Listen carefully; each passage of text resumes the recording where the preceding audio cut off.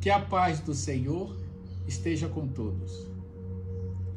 A Bíblia que estamos apresentando aqui agora para vocês é um repositório incalculável de informações e bênçãos para as nossas próprias vidas e para toda a humanidade.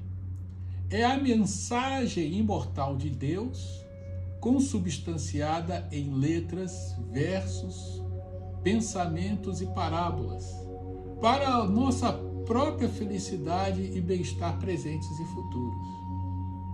Mas se nós quiséssemos aquilatar mesmo a importância da Bíblia, basta comparar esta magnífica obra com qualquer outra coisa de fonte humana. Por exemplo, temos compêndios de química, biologia, astronomia e por aí vai. Qualquer uma obra científica, por mais brilhante que sejam os autores dela, em 50 anos, se não menos, fica totalmente defasada as informações desses tipos de obras. Elas passam e são necessárias uma revisão completa, senão tem que rasgar e jogar fora muitas vezes. Porém, a Bíblia, com 21 séculos, permanece mais viva, mais atual do que nunca. É a prova cabal, sem qualquer outro tipo de reflexão, da importância dessa obra na sociedade e na nossa humanidade. E é disso que nós gostaríamos de meditar agora. Segundo uma mensagem escrita no livro A Caminho da Luz, do Espírito de Emmanuel, psicografada por Chico Xavier, a Bíblia, ela é também um repositório de informações secretas, ocultas, esotéricas. Num vídeo anterior sobre esse tema, foi comentado que os apóstolos e os profetas tomaram cuidado de fazer uma mensagem oculta, secreta, dentro da mensagem da Bíblia.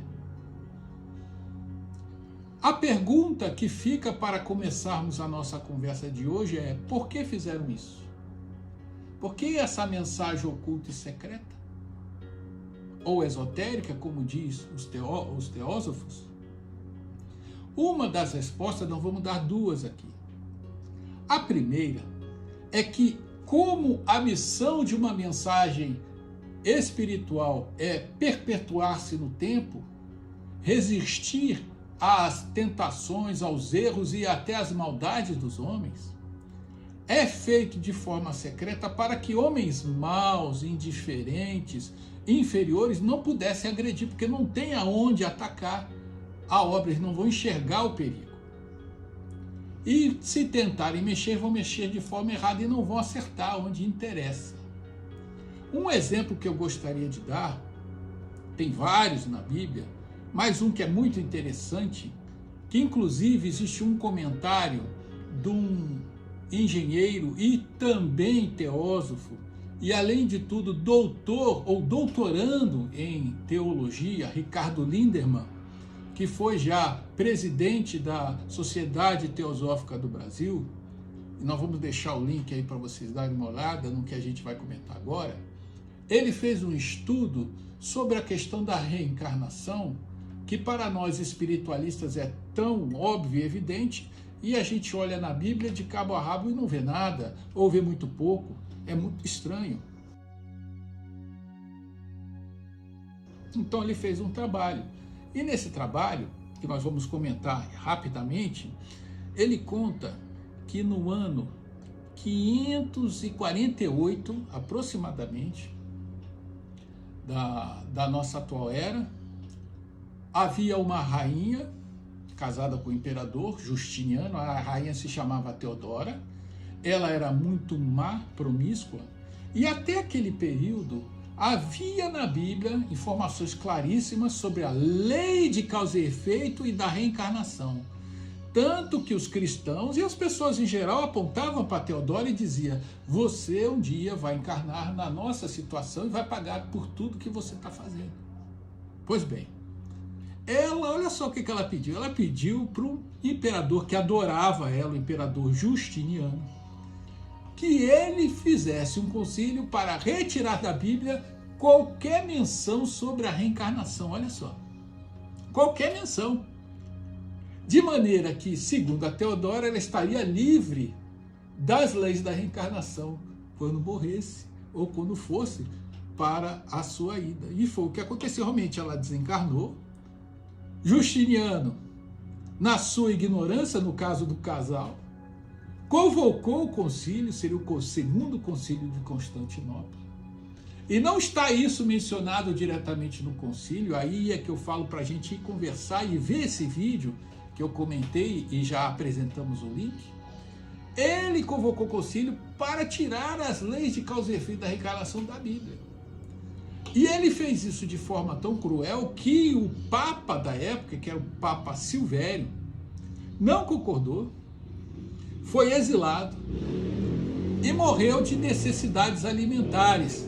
O próprio Ricardo Lindemann, o nosso pesquisador desse assunto, diz que não sabe se ele sofreu jejum ou se foi jejuado, né?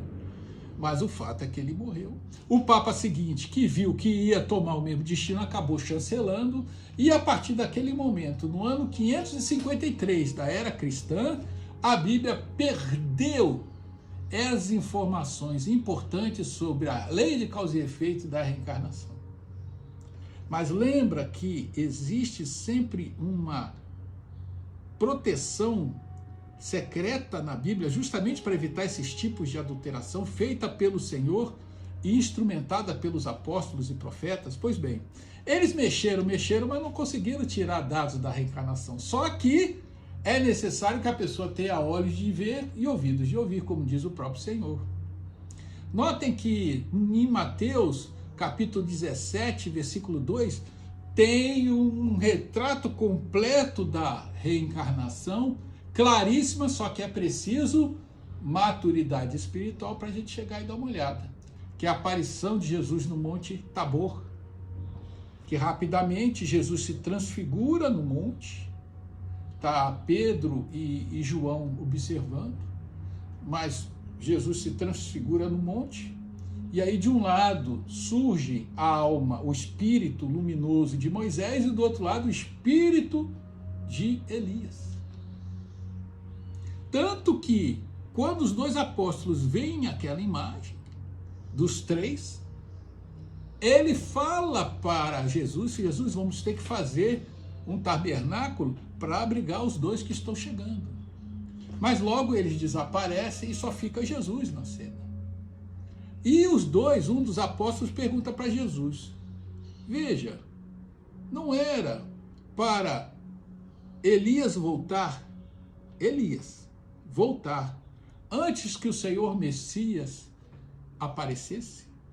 E Jesus fala, na verdade ele já veio, só que o povo não o reconheceu. E está lá bem escrito assim, claríssimo. Aí se entendeu então que estava se tratando de João Batista. Gente, reencarnação pura, dita na nossa frente.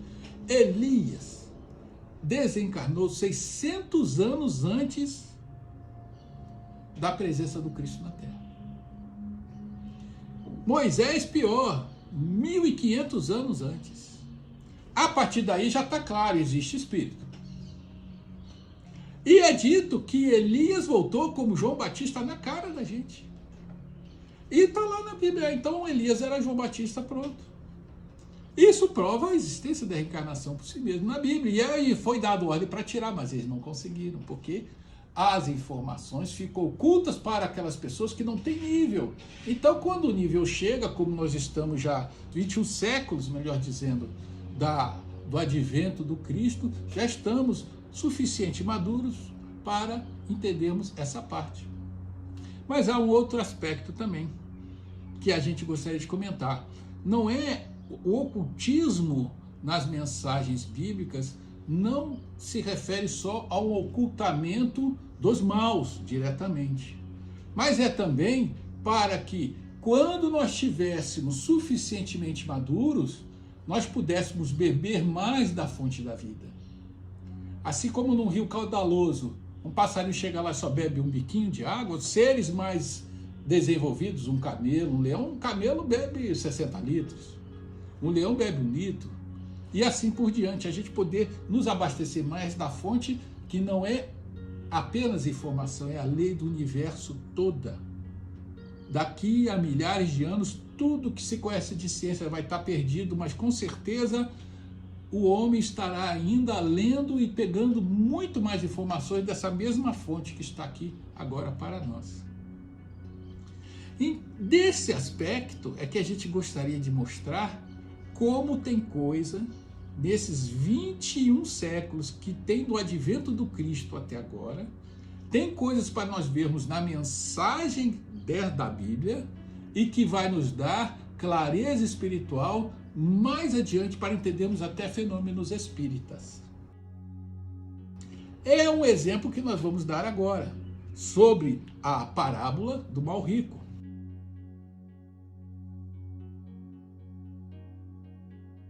Para não me trair na memória, vamos ler juntos Lucas, capítulo 16, versículo 19.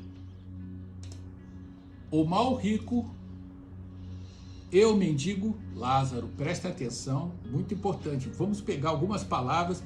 Presta atenção, é o mal rico e o mendigo Lázaro. Vamos lá. Havia um homem muito rico que se vestia de púrpura e de holanda, e que todos os dias se banqueteava esplendidamente. Havia também um pobre mendigo, por nome Lázaro, todo coberto de chagas, que estava deitado à sua porta, e que desejava fartar-se de migalhas que caíam da mesa do rico, mas ninguém lhes dava nada. E os cães vinham lamber-lhe as úlceras feridas. Ora, sucedeu que morreu este mendigo, e foi levado com os anjos para o seio de Abraão. Vamos prestar atenção, hein? Olha cada palavra aqui, olha o significado. O mendigo foi levado para o seio de Abraão. E morreu também o rico, e foi sepultado no inferno. E quando ele estava lá embaixo nos tormentos, levantando os seus olhos, viu ao longe Abraão e Lázaro ao lado dele.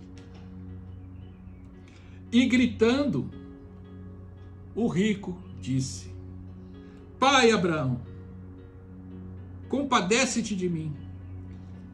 Manda Lázaro descer até aqui, para que ele molhe em água a ponta do seu dedo, a fim de me refrescar a língua, pois estou atormentado até a alma nessa chama. E Abraão lhe responde: Meu filho, lembra-te de que recebeste todos os seus bens na sua vida, e que Lázaro não teve senão males. Por isso, agora ele está sendo consolado, e você está nos tormentos. E demais, entre nós e vocês, está formado um grande abismo, de maneira que os que passarem daqui para vós não podem, e nem daqui, nem de lá para nós. Então disse o rico, insistindo: Pois então eu te rogo, pai, que mandes à casa de meu pai Lázaro, pois que tenho 5 irmãos, para que lhes dê testemunho do que está acontecendo comigo, e não suceda eles também virem para este lugar cheio de tormentos. Olha só. E Abraão então lhe diz: ele já tem Moisés e os profetas, que ouçam eles. Mas o rico insiste, retrucando: Não, pai Abraão, Mas se for a eles algum dos mortos, eles hão de fazer penitência e se arrepender.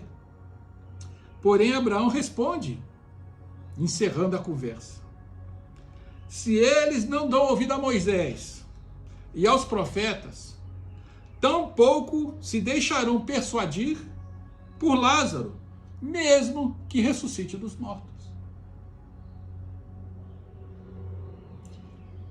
Minha nossa, gente, quanta informação incrível, fantástica. Olha, se a gente for refletir, às vezes nós vemos mensagens espirituais na Bíblia, normalmente a gente passa rasante.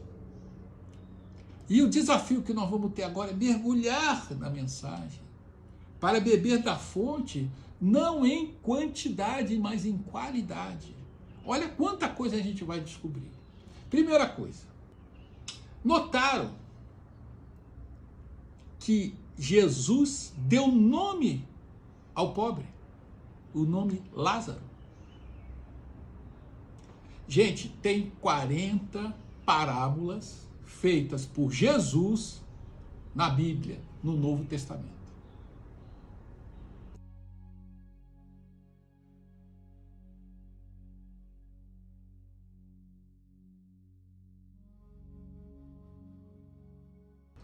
De todas as 40 parábolas, a parábola do mau rico e do pobre Lázaro é a única parábola que tem nome de uma pessoa dentro da parábola.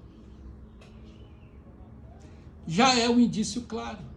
Por que Jesus ia dar nome quando em todas as outras ele falou um levita, impessoal, um levita, um samaritano, um pobre, uma noiva, um jovem rico? Nunca deu nome. E nessa, ele deu nome. Por quê? A conclusão é óbvia.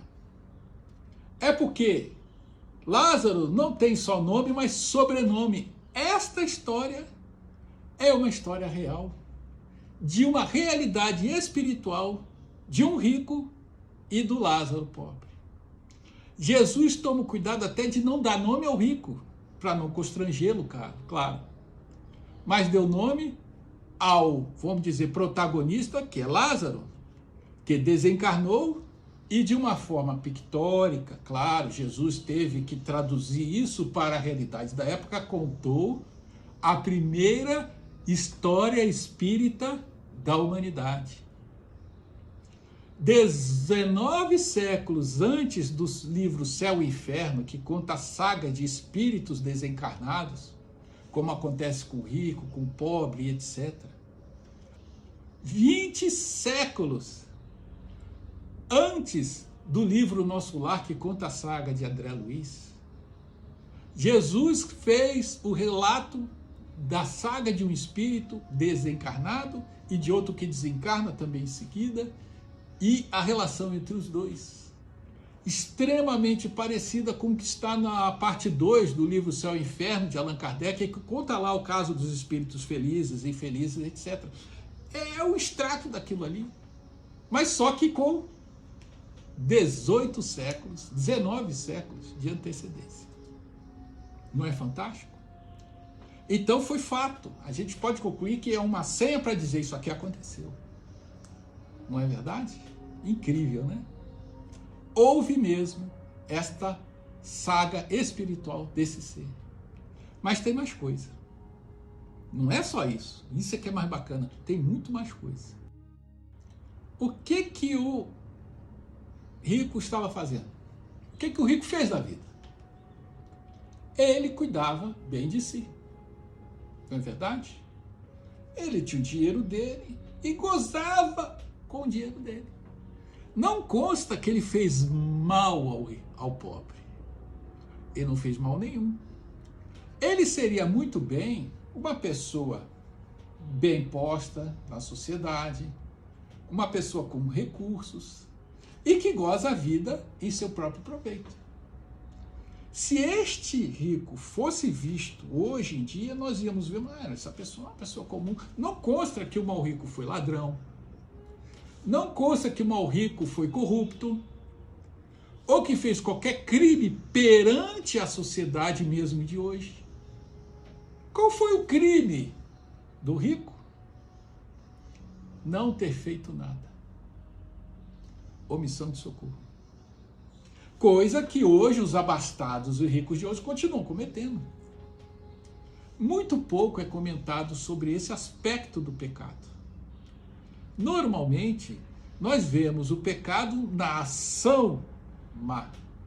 Porém, a inação, Jesus está deixando claro aqui que a pessoa tendo condições e não ajudando já está em pecado. Mas é o que mais acontece. Quantas pessoas com recursos, posses, vivem bem nos bairros ricos, até nos bairros de classe média alta, não fazem absolutamente nada pelo pobre, às vezes até tem horror, essa que é a verdade. Acham que por não estarem fazendo mal já são bons, mas não é bem assim que Jesus vê. Isso não é comentado, mas está aqui tipificado. A pessoa estava doente, machucada, pobre, na frente da casa, o cara não fez nada. É o que mais acontece nos bairros, nas cidades grandes. A gente vê as pessoas em necessidade, sofrendo, e a gente não faz nada. E Jesus não se fez de rogado. Para deixar mais claro o pecado nesse aspecto, o pecado por inação, omissão de socorro, que recebe condenação espiritual como crime grave, Jesus deixou claro lá no Mateus 25, começando no versículo 31, vocês vão observar que Jesus separa, faz a descrição do fim dos tempos e fala rapidamente que ele virá num trono com seus anjos, verá toda a humanidade e vai separar os maus e os bons como se separa os bodes das ovelhas, passando pela direita os bons, cuja descrição peço que vocês leiam depois, Mateus 25, versículo 31. Essa parte a gente vai deixar, porque lá Jesus explica que aqueles que fizerem um bem ao pobre ou necessitado na terra, passa à direita. Mas nós vamos ficar com o da esquerda, aqueles que são condenados ao fogo do inferno, mesmo fogo aqui, ó, do nosso rico. Jesus explica, olha, é o fim dos tempos, é a decisão da humanidade, que nós podemos dizer que estamos passando por ela agora. Jesus fala assim: afaste-se de mim vocês, pois eu tive fome e vocês não me deram de comer. Eu tive sede, vocês não me deram de beber. Eu estava nu e vocês não me vestiram. Eu fui preso, vocês não foram me visitar. Eu estava doente, vocês não foram me ver. E Jesus explica, toda vez que vocês deixaram de fazer isso aos meus pequeninos, vocês deixaram de fazer a mim. Qual foi o crime desses que passaram à esquerda, que vão arder no fogo do inferno? Omissão de socorro de novo. Perceberam? O crime foi deixar de fazer. Existe até uma anedota que eu vou colocar aqui porque ela é muito interessante, de um homem que estava sonhando, que estava em cima de um muro, né?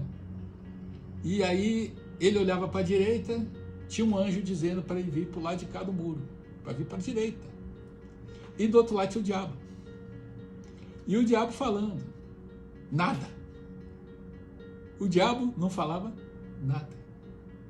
Só sorria. E o anjo falando, vem para a direita, vem para cá. E o outro lado, o diabo vindo, tranquilo, sem falar nada. Aí o homem no muro não aguentou, olhou para a esquerda, perguntou, mas por que você não fala nada? Aí o diabo falou, o muro também é meu. Ficar em cima do muro, não fazer o mal, mas também não fazer o bem, já é mal. A inação já é maldade. Daí o fato de termos uma quantidade imensa de maldade na terra por inação das pessoas que podiam fazer bem e não fazem. Quantos poderiam aliviar, agora que nós estamos tendo esse drama, essa hecatombe global? Quantos de nós poderíamos estar fazendo alguma coisa e não fazemos nada? Isso já é pecado. E tem mais coisa na mesma parábola. Notem que o rico, ele entra numa conversa com Abraão e troca algumas coisas muito interessantes. Ele diz, mas manda eles lá, manda o Lázaro lá conversar e avisar para os meus irmãos, para eles não caírem aqui. E, resumindo, Abraão fala, mas não adianta, eles já não acreditam nos profetas nem em Moisés, como é que vai acreditar? Então, o que deve ter acontecido? Vamos alongar, vamos dilatar esse raciocínio, essa conversa, para ver onde é que a gente pode chegar. Olha que coisa bacana. Deve ter acontecido que os irmãos do rico não deram bola, foi caindo todo mundo, foi caindo gente, os irmãos dos irmãos, foi caindo todo mundo ali, enchendo o brau, né? Enchendo o inferno. E todos eles, em princípio, enchendo a paciência do Abraão, não é verdade? Implorando, rogando, avisa, avisa, avisa. E Abraão dizendo, não dá, mas não adianta, eles não vão acreditar. Imaginem que, passado aí seus 19 séculos, surge o Espiritismo. O que é o Espiritismo, gente? Não são os seres exatamente dos planos, inclusive dos planos do inferno, que está lá no céu e inferno, seres que estão lá no umbral, que o espírita chama o inferno, que na verdade não existe, mas essa zona inferior da alma, de umbral. Mas é inferno, tanto faz, porque é uma coisa que está na mente e no coração de cada ser. Mas o fato é que seres exatamente de lá vêm, psicografam, escreve, avisa, conversa sobre os dramas deles lá. Não é exatamente o que está aqui no livro, está aqui nessa parábola? É como se o Abraão, o pai Abraão, de tanto ouvir o pessoal reclamar, falou, chega, tá bom, talvez agora eles ouçam, vamos ver. E liberou o Espiritismo, que veio relatar tanto a saga feliz de Lázaro, muitos seres que foram felizes na terra pelo sofrimento, resignado e voltado para Deus e se elevaram, como a dos seres que estão lá embaixo, como esse rico da parábola. E a pergunta vem, será que nós, humanidade, ouvimos? Será que Abraão tinha razão? Ou nós conseguimos fazer o que o rico esperava? Ouvir os mortos? Corrigir nossas vidas para não entrar no pecado da inação e da indiferença e ir para o umbral? A resposta fica a cargo de cada um. Ouvimos essa saga do rico porque, na verdade, Abraão concedeu exatamente o que o rico pediu. Trouxe os mortos para falar. E falar de tudo quanto é jeito em todo canto do mundo. Por meio de Kardec, por meio de médium, e não é só por meio de médium no espiritismo, também em outras religiões, relatando tudo. Aí vem uma alma incrível, iluminadíssima, que é o Chico Xavier, e deixou tudo escancarado, abriu a porta do mundo dos mortos e explicou tudo de cima a baixo, de baixo em cima. A pergunta é, será que Abraão estava certo e a gente não ia ouvir? Ou será que o rico teve realmente razão? Nós somos capazes de entender e aproveitar isto a nosso favor. E resumindo, é por isso, sobre esse fato da inação, que é importante no espiritismo, mas isso daí também está nas outras religiões da mesma maneira, de forma diferente, que se diz no espiritismo, fora da caridade não há salvação, porque é necessário ação, inação é pecado. Então, temos informações incríveis que nós vamos resumir agora. Primeiro, temos a primeira história espírita de toda a história, feita pelo próprio Jesus, que reforça a ideia de que fora da caridade não há salvação, não adianta ficar olhando, não adianta dizer que não está fazendo mal, o bem faz o bem. Não fazer nada já é pecado.